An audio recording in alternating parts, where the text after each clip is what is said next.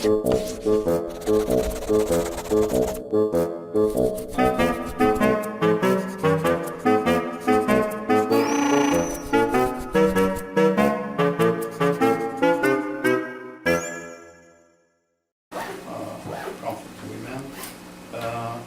maybe you see if things can be made a bit more complicated than some aspects of the problem, but okay, now I will begin with my presentation.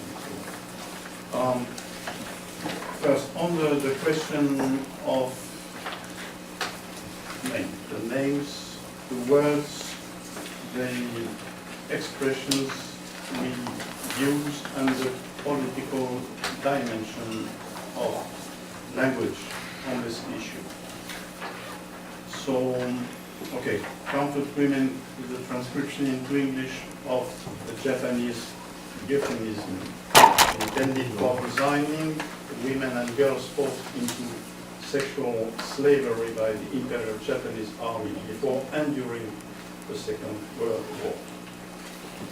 Okay, we already heard this in last week's presentation. The Japanese word is yanfu, which means prostitute.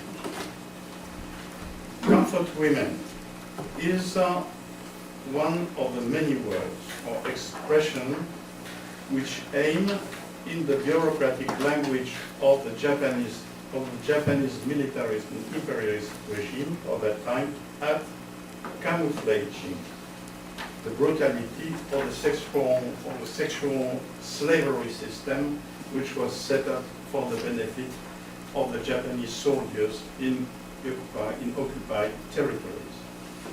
Japanese military documents on sex slaves were carefully coded, talking about comfort personnel, or talking about service providers for sex slaves, talking about comfort stations for military brothers, deployment for sexual slavery, etc. We have to notice on this that this kind of codification of institutionalized criminal activities is typical for totalitarian or fascist regimes. It has much in common with the way the Nazi bureaucracy used to code its documents on concentration camps and on racial extermination. The comfort women is not the only issue on which the Japanese bureaucracy of the triumph has exerted its talent. The official denomination of the exterminations perpetrated by the Imperial Army in Nanjing at the end of 1937 is today, still today, as it was before the Nanjing incident. It's called the rape of Nanjing in mainland China. It is a bit embarrassing and confusing that at the time, at the question of sexual slavery by the Imperial Japanese Army before and during the war, as at the time as this issue tends to become a global issue that is not only in Eastern Asia, but in the West, it's a bit embarrassing that this evasive expression, comfort women, continues to be accepted. The very use of the term comfort, and it's the same in French, the French translation, terme de réconfort, is insulting for the victims and not only, let's say, vague or unclear. It distracts our attention from the criminal dimension of this device or institution. Slavery, collective rape, extermination. We know that the death rate among the women used as sexual slaves has been extremely high and this because of bad treatments, venereal diseases, starvation, etc.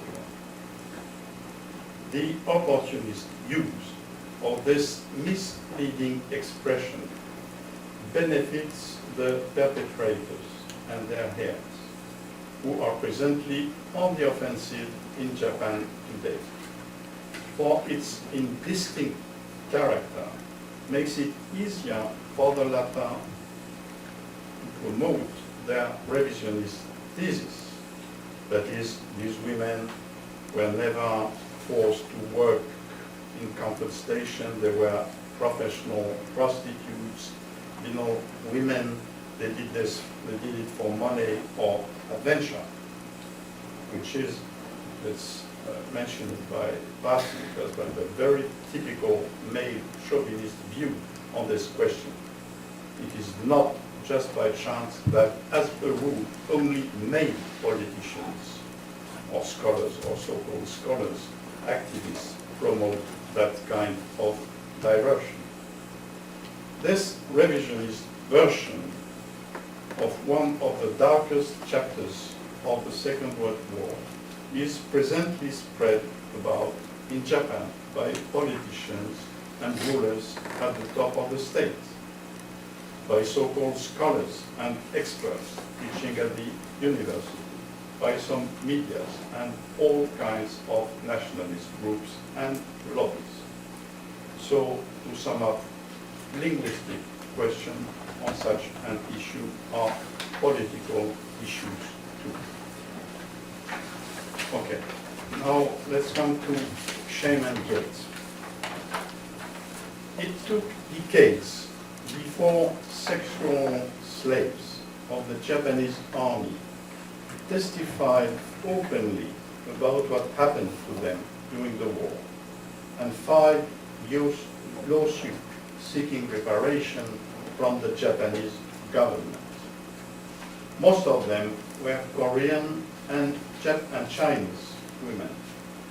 And it is in South Korea that some of the survivors began at the end of the 80s of last century to get organized and take action in order to open up the public international debate on this issue and to exert pressure on the Japanese government so that it acknowledges this crime, makes an open and clear apology and offers compensations to the victims. 1988, a historical museum of sexual slavery by the Japanese military was founded in Seoul, as well as a house of sharing where surviving women from the comfort stations, having become elderly women, very often isolated and distressed, could find a comfortable space for collective living. In 1992, the Korean Council for Women, drafted for military sexual slavery by Japan, was set up in Seoul too. For many reasons, these women, who for a lot of them came from poor families, from remote regions or villages, whose level of education was, as a rule, not very high, who had been abducted from their homes and Europe with false promises to work in factories or restaurants, and who landed in comfort stations in foreign lands. These women had to live on the fringes of society after the war, in more or less precarious conditions, their lives having been ruined by this ordeal. They could not speak openly about what had happened to them. Their past was a stigma. I quote 2 testimonies from Taiwanese former sexual slaves. In 1992, 58 of them were still alive in Taiwan and had made their, let's say, coming out. Testimonies which show how decisive the shame issue is in this context. The first of these women, Huang Ha Tao, was shipped during the war from Kaohsiung to Indonesia, where she had to work in a Japanese military brothel. She says, "As I came back to Taiwan, I couldn't fall asleep. I only dared to share it, that is my life, what my life in Indonesia was. I could only dare to share it with my mother. I felt sad, worthless. No one would wish to marry me." And then she adds, I was forced. It was sin, she says, it was sin, so from her, to be taken advantage of. I repent, eat vegetarian food, recite sutra, listen to sermons, and volunteer at the temple. I feel better afterward. The other woman remembers that upon return to Taiwan, her uncle cursed her, saying, "Our family can have wars." So she said, I had to leave home again. To survive, I cooked, did laundry, mended clothes. With some difficulty, I finally got married, but I couldn't bear children and was asked by my mother-in-law to divorce. I became alone once more. The victims of sexual enslavement are inclined to feel guilty for what was imposed upon them. It is not only a question of social image or face, having been a sexual slave or as a shame. It takes for them a long time before they can say, as one of the Korean former comfort women, Kim Pak-soon, did it, having already become an old woman at that time. She said, "It's the Japanese government which should be ashamed, not us." The trauma has to be worked on or worked out before the victim of these lasting sexual abuses can appear in a public space and as a plaintiff. The crime perpetrated against this woman has to have become a collective issue so that they can support each other and be able to rest upon the help of people from younger generations, intellectuals, artists, journalists, and some, not many, politicians. It's a long way, it's a very long way from individual, intimate guilt feelings, moral pain, depression, to the public presentation of the wrong done to the women as a political and legal issue. The dimension of representation, that is, pictures, faces, bodies, becoming a public stake, this is also crucial. The first Taiwanese comfort women who accepted to give their testimony in public did it by sitting behind a thick black curtain. I think I gave you this photo last week. Only their feet, that is their shoes, were visible. From the end of last centuries on, what makes it easier for them to face the public, that is to be taken in picture, to be filmed, to take part in public events, is that their social status has changed. That is, they have become grandmas. That is, in their own cultures, they have become respectable persons. And this new status erases, or at least mitigates, the negative impressions which are associated with abnormal, excessive, chaotic sexuality, or with sex selling, women of easy virtue, etc. For this reason, the movements set up around these women in countries like South Korea, Philippines, Taiwan, are known as grandmothers movements. AMA here, Harmony in South Korea, Lola in the Philippines. They accept to have their photo taken and presented in books or exhibitions. They give their testimony for films, for they have left shame behind them, and their image, as they are and look like now, become some kind of an evidence for their ruined lives, a witness for the prosecution of the culprits. And we can notice by passing on this issue that grandmothers, mothers or grandmother, has some kind of a new political subject. These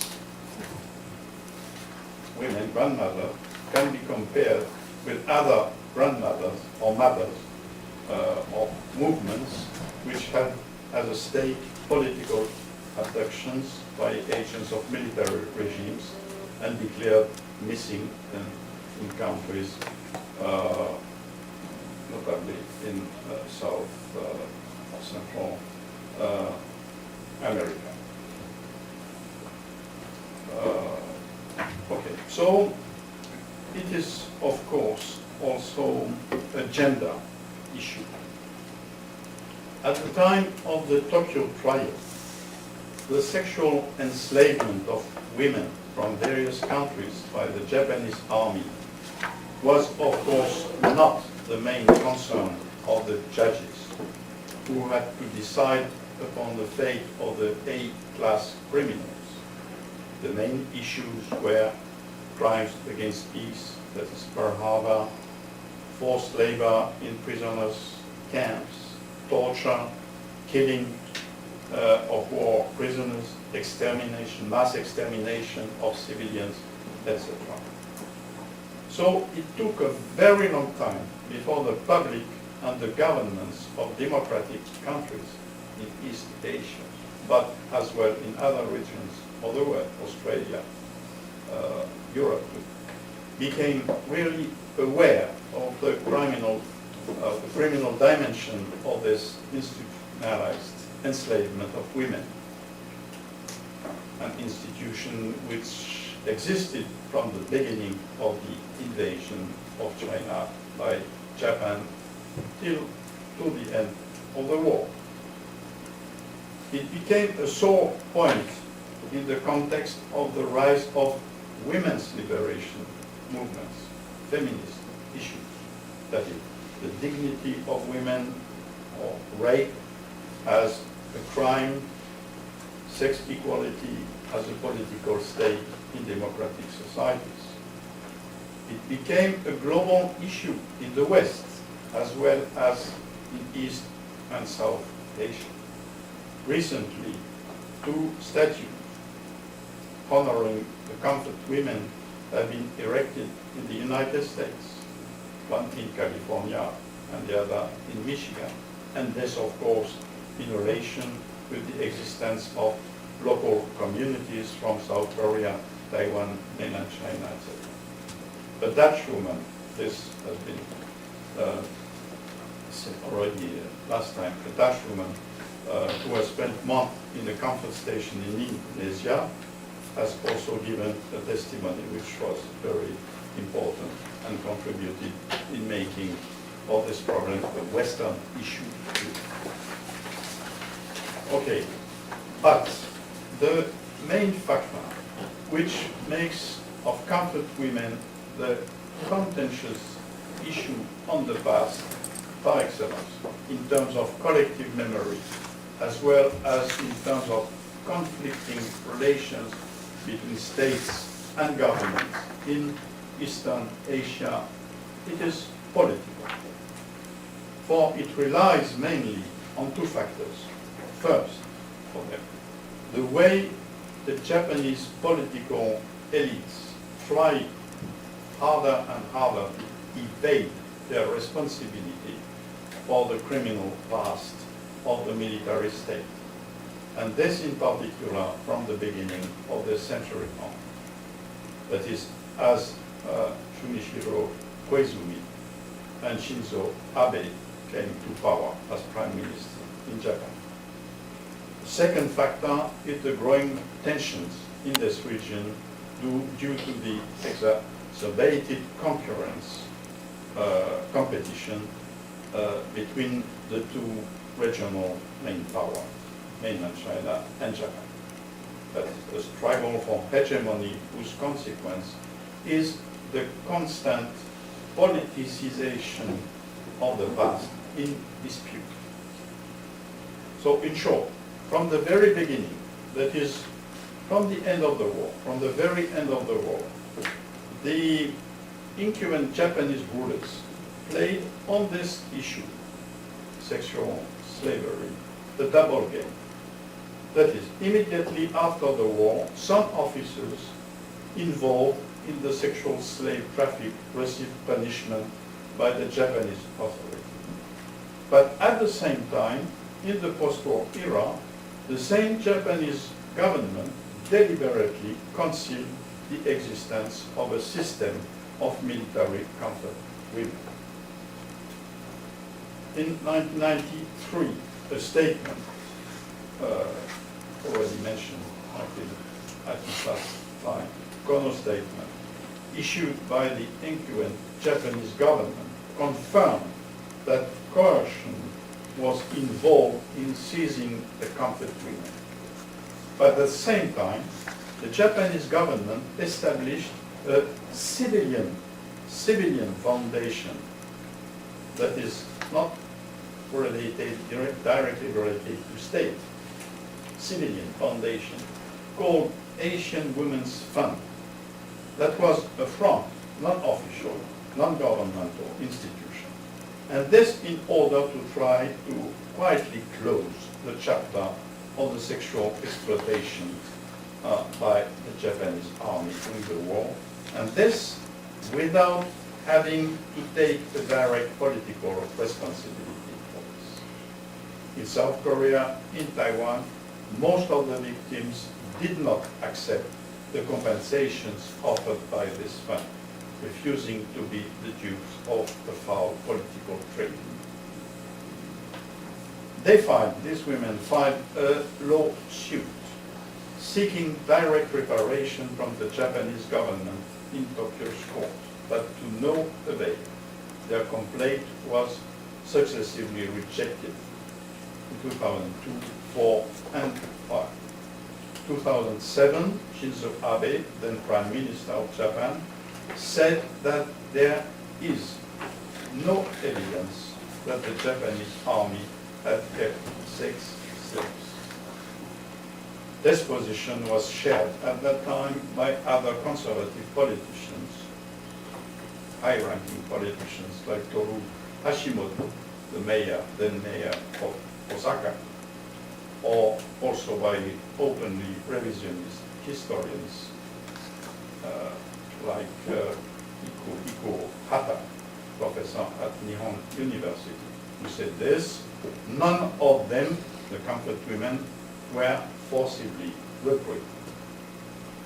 The pressure exerted by this revisionist current on the medias in Japan, or on independent scholars, and even on foreign institutions, is constantly growing.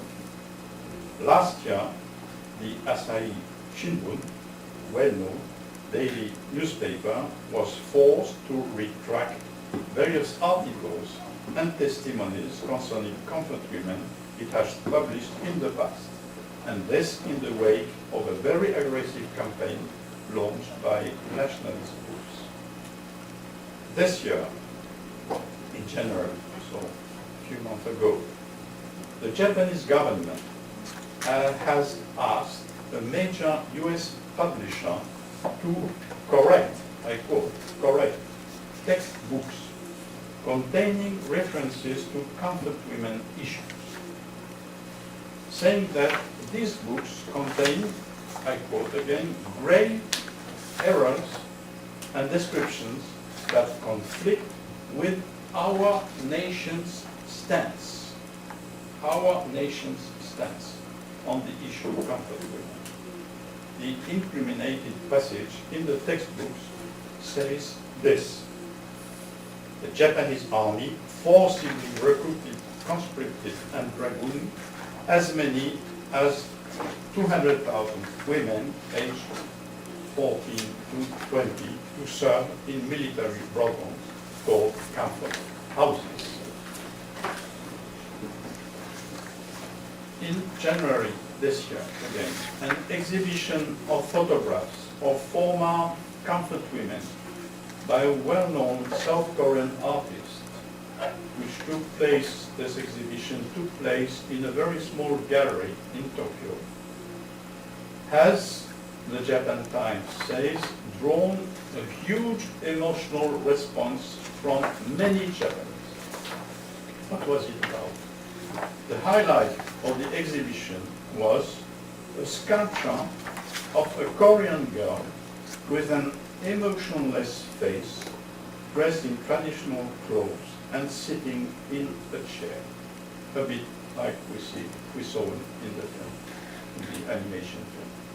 The sculpture was the prototype for a bronze statue of a young comfort woman that was installed in 2011 in front of the Japanese embassy in Seoul. This is the place where women meet every week. The presence of this statue at this place was from the very beginning and still is a bone of contention between Seoul and Tokyo. So for many Japanese, apparently, the transportation of the original model for this statue to their country seems to be an irreparable outrage. Okay, now we have to remember that on the 7th of May, upcoming, that is in a few weeks, Prime Minister Shinzo Abe is expected to hold a statement on the occasion of the 17th anniversary of the Second World War's end. According to specialists and experts, the conservative neo-nationalist agenda Abe is promoting includes, it's a quote actually, a less from the newspaper, a less apologetic tone toward the wartime past. And you can be sure that the comfort stake, which has become the most sensitive issue in terms of national pride for politicians like Abe, is doomed to be on this occasion, and this of course with the Nanjing issue, it's doomed to be the touchstone of the coming rhetoric clashes. This very much expected statement is expected to set up. So in a few weeks we will have new occasions to talk about this. So okay, now maybe we can pass to some, so what shall we begin with? Okay, Sendaka. So we just few words before we see the clips from this. It's a chapter from this film. It's a Japanese film which is called Sandakan, number 8. It's a place in Indonesia.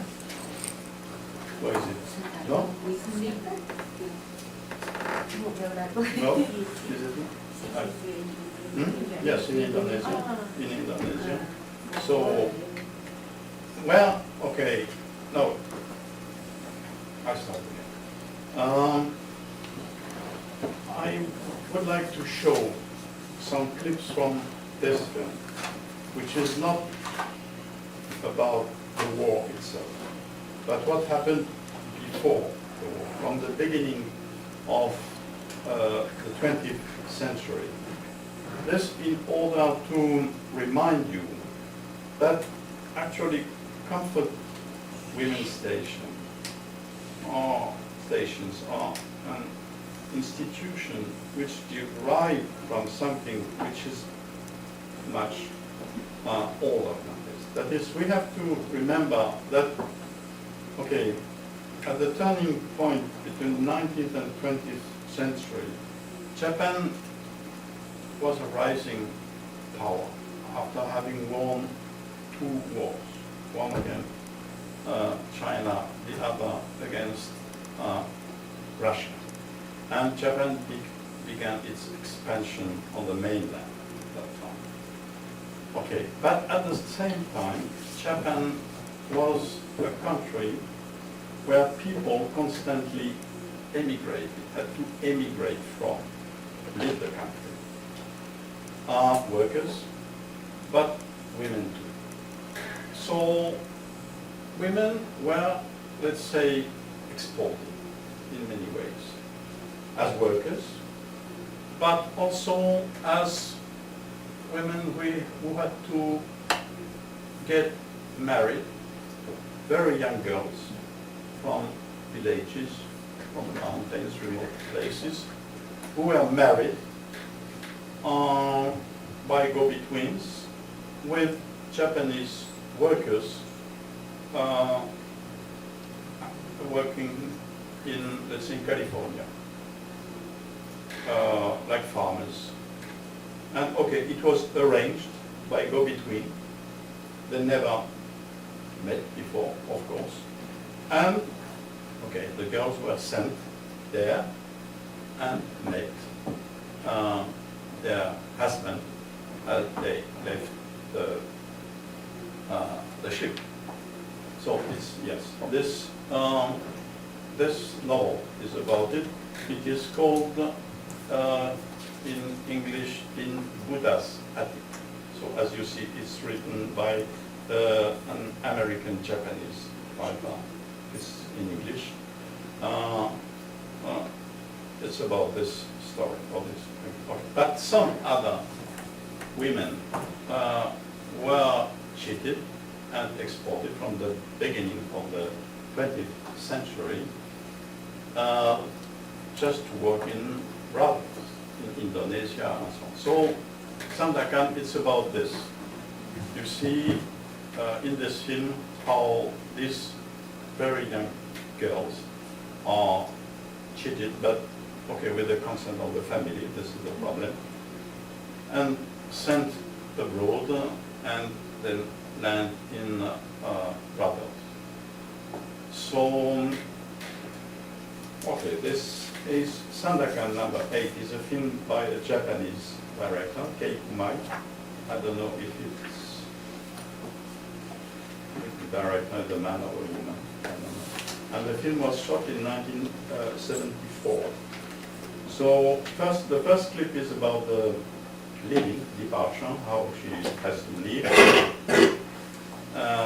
The second one, it's okay. She already has to work in this brothel, and a warship, a Japanese warship is arriving in the harbor, and okay. And the last one, it's about, okay, we see at the end, the prostitutes who died there, Japanese prostitutes who died there, are asked to be buried with their back turned to Japan. Their back turned to Japan.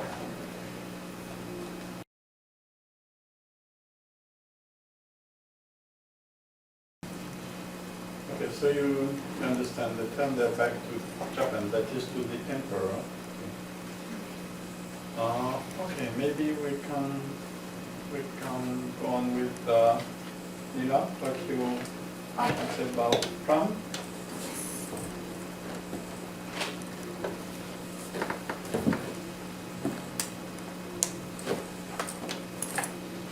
Can you give us some light, please? So I'm going to read an excerpt from a novel titled This Earth of Mankind by an Indonesian novelist.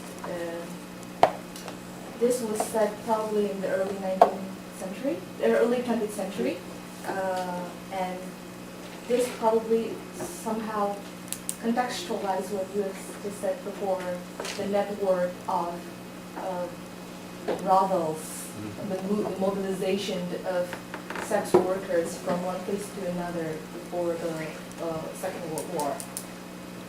So it's not so long, so can I read it now? Okay, so this is from the point of view of a female sex worker named Maiko. I went to Hong Kong from Nagoya, Japan, where I was born. I went as a prostitute.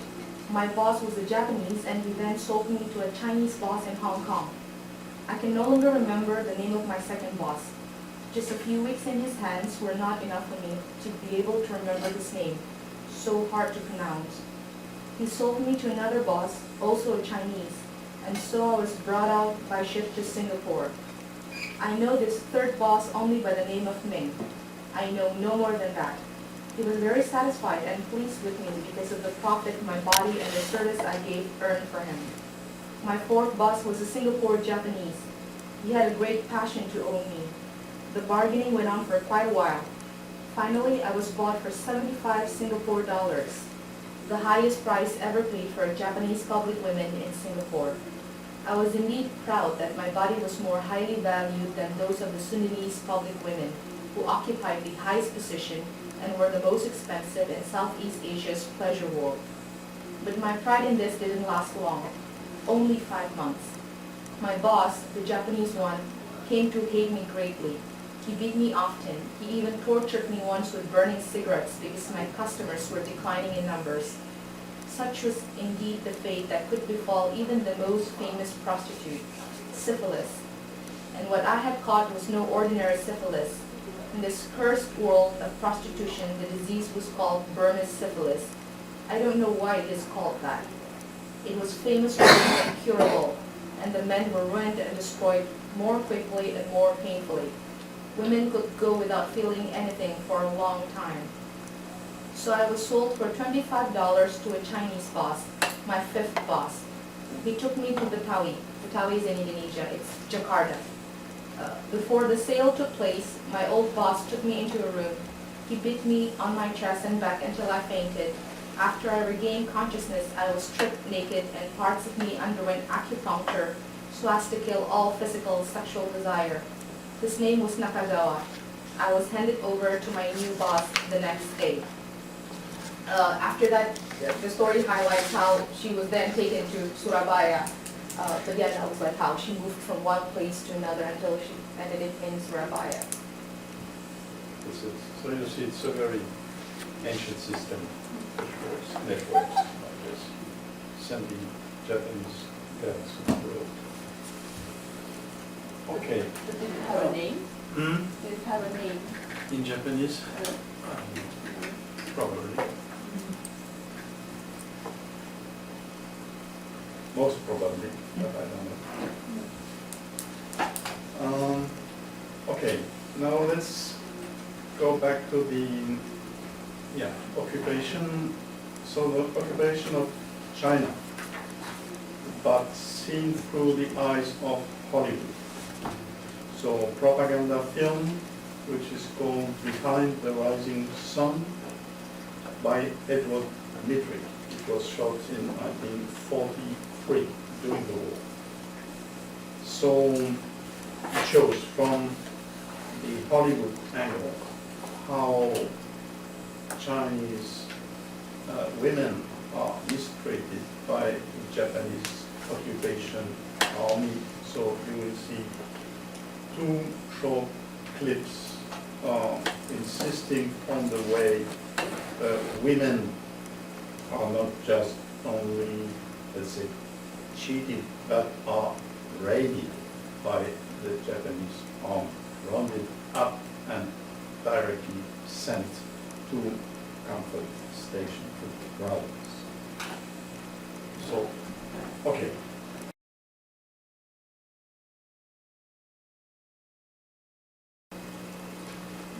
see, it's interesting. Of course, it's a propaganda film, but it shows that at that time, so 43, Hollywood knew pretty good about these things.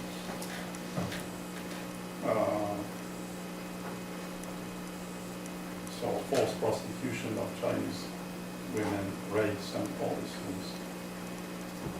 Okay. Yes, one more, and then we will make a break. First Yankee Tokyo. You had it? No, it's here.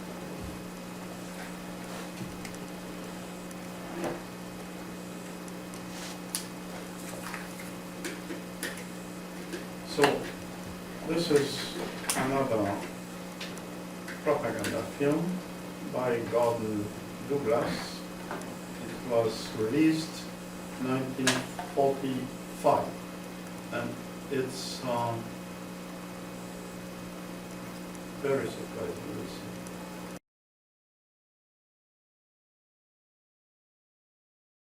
So you have this comfort. They already talk about comfort. So I don't know how it's possible. So this should be studied.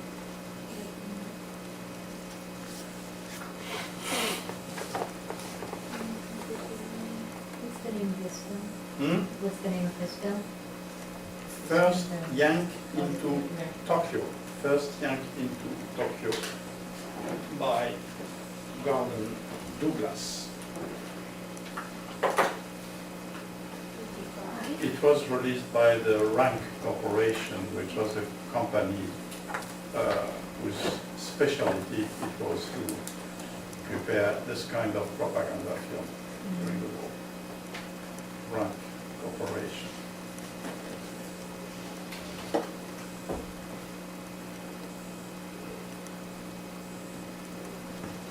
Okay, do you have remarks, comments on this?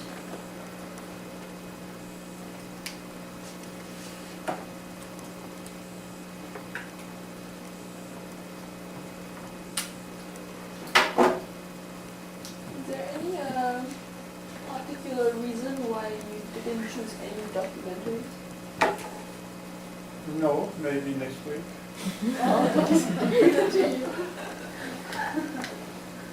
Actually, I have a problem with the best I know, which is a Korean film I cannot find. But we have the Taiwanese documentary film, so maybe next time we will see clips from it. But I would very much to show clips from the Korean, but I don't find it. So. What is the name? What is the name of the film? I will tell you. I don't know what it has. I will tell you. If you can find it, I would be very grateful. Okay, let's make a short break.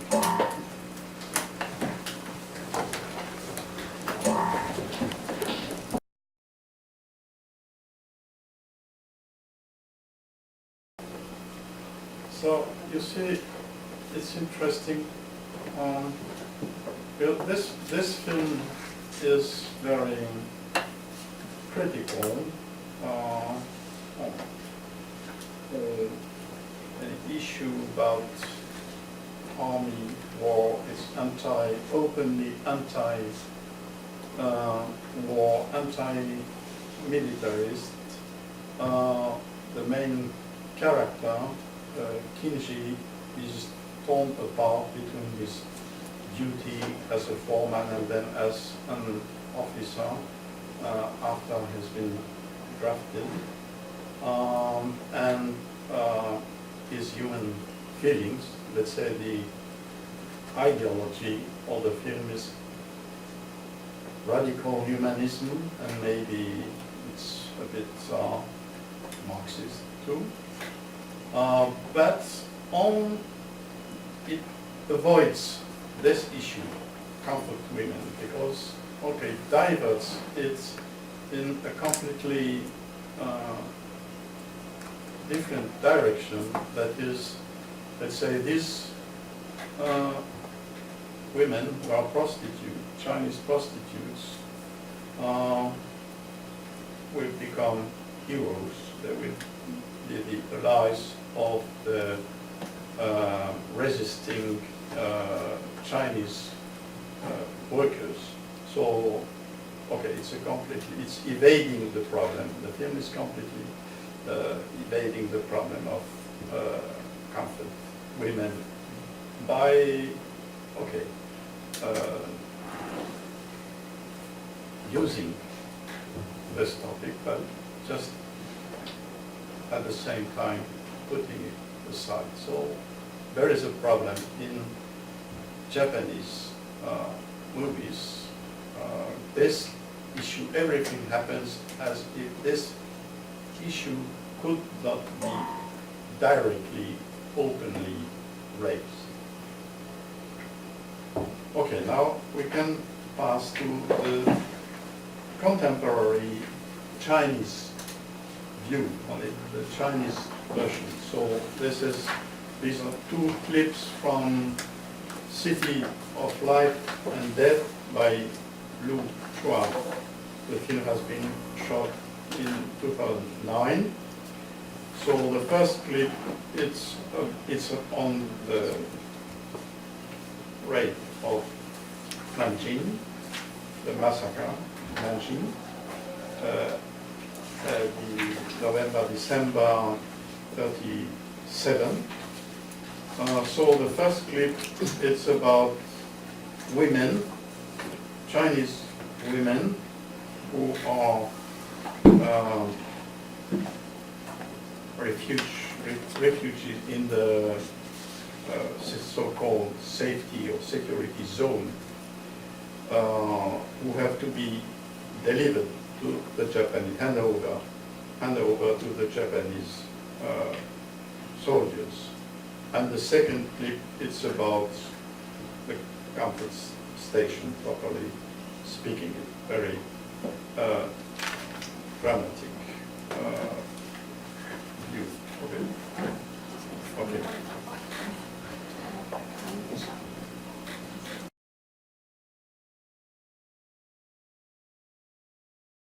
So you can pretty well understand how this kind of film becomes, let's say, a weapon in the war of collective memory, and especially in the context of growing tensions between mainland China, Japan.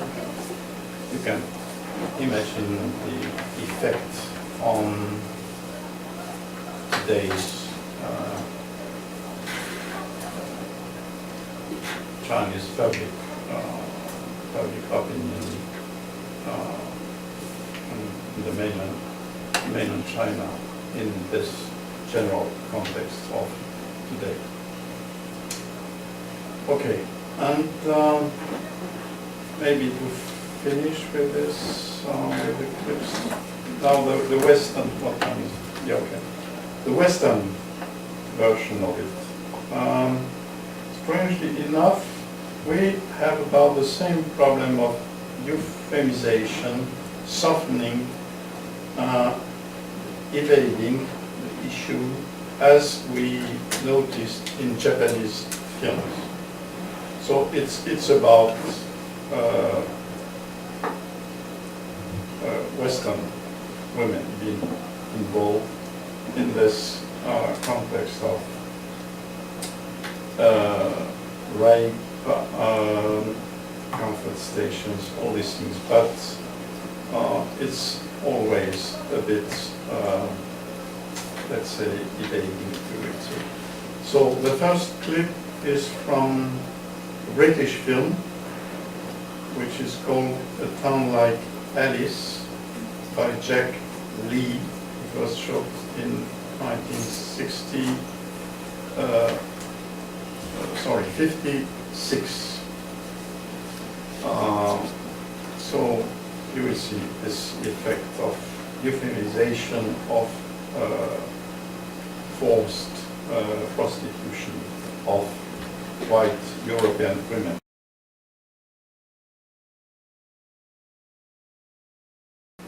This is a very soft version.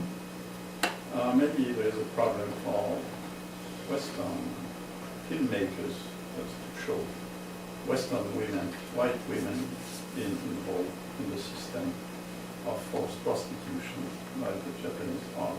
So same thing for the other film, which is called Free Came Home, an American film by filmmaker from Romanian origin, Jean Negulescu. It was shot in 1950. You have it? You don't have it? Do you have question or any comment on what you saw?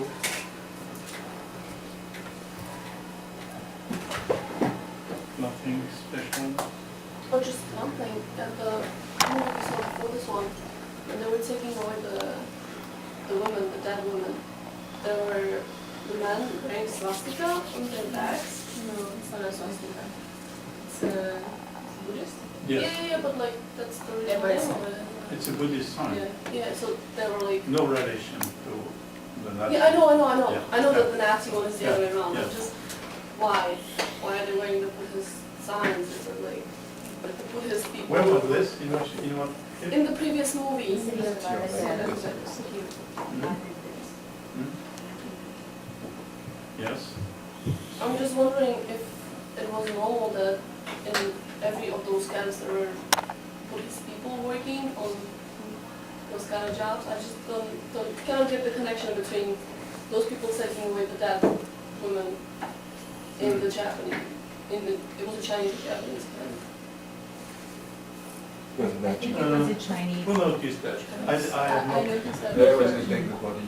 Hmm? I think it's because of religious.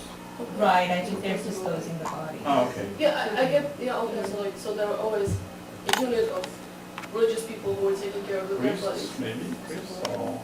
It was in China, it was in China, wasn't Yeah, it? it was Yes. So they must have had local people disposing of the bodies. Uh-huh.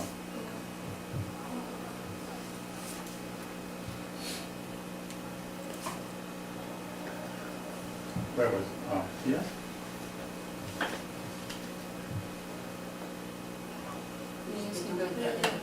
There. Ah, okay. Yes, you're right. Yeah. So, what does it mean for you? I don't know. Who can say something to this? And then, what do you think?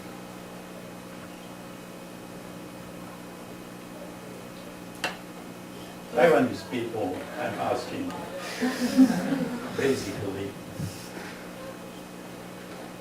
nothing special?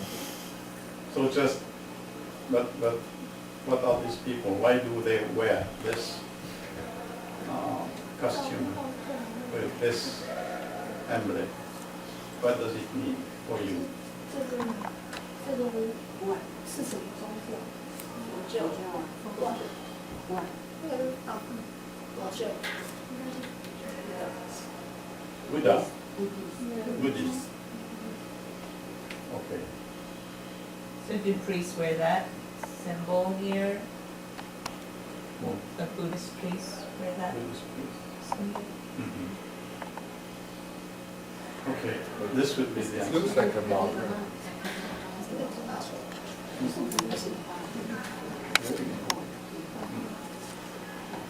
It's just strange for me that like religion is a part of something so terrible. But, like, it seems like those, whoever they are, Buddhist people, they were forced to be at the same Yes. place, Yes. see all this and actually clean up afterwards. So that's like, I don't know if it's just put there in order to propaganda kind of thing, or if it was really like this, but for me it's just kind of shocking knowing what his religion is about, that those people actually had to witness. Was it not something like more to function in the safety zone? So these people that to take care of the body. Mhm. So they put these people some kind of religious group. But it looks like a camp uniform, so it's just a function in the camp. Oh, you mean when you like see they this, you were know that they small this is not in prisoners. the safety zone. Right, maybe they were fellow prisoners and their duty was just to help dispose of them. It was for the Japanese.